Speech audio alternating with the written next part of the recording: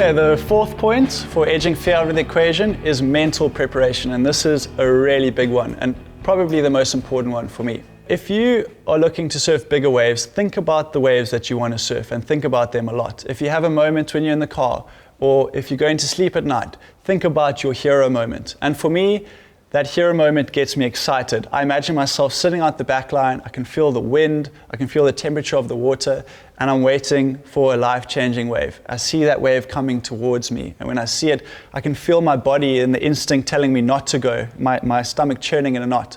And then I override that instinct and I say, yes, I'm actually here for a purpose, and this is my wave. And I spin and I'm paddling, and while I'm paddling, I can feel myself surging forward with power.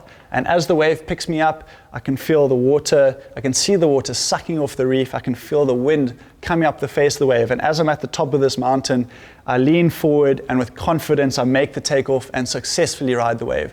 So this is the kind of visualization that I do, especially if I can see a swell coming a week down the line. I start to lay this visualization on thick, and instead of you stumbling upon the swell and there's doubt and hesitation, you've done the visualization of your hero moment. You have confidence, you have purpose, and when that life-changing wave comes your way, you are ready and energized to take it on.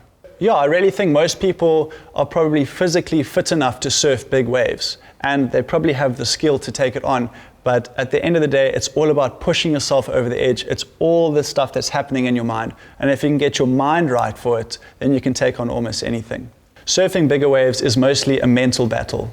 The longest hold down I've ever had in my big wave career is probably only 20 seconds. And that happened a few years back out at Mavericks. I took off on a really steep wave, my nose pegged under the water, and I fell backwards. And I remember skimming upside down and seeing this huge lip coming over me, and I was trying to grab a breath while I was skimming on my back over the water, and I managed to catch a breath and went up over the falls and deep.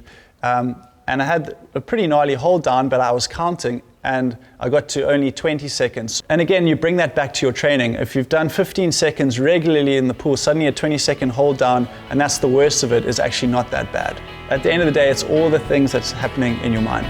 Another thing that I just wanted to add to building a mindset. So I've talked about visualizing my hero moment, which is really powerful for me in honing in on the opportunity in that big storm that's coming, getting excited.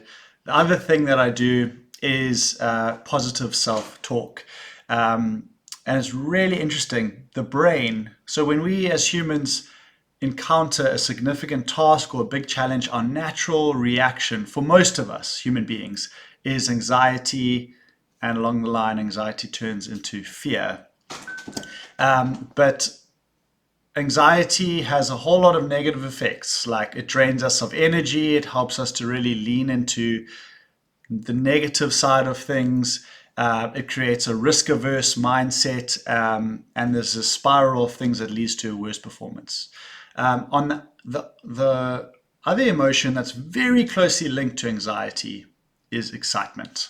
And the thing is, in our brains, excitement and anxiety run on almost exactly the same track, and with the help of a trigger, and my trigger is self-talk, you can actually reroute the brain from the automatic response of anxiety into excitement. And that's something that I do.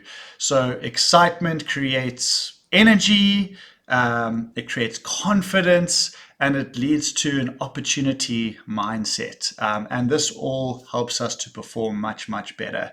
So things that I think of when I'm going into a storm, I'm taking a catchphrase with me, something that I can lock into.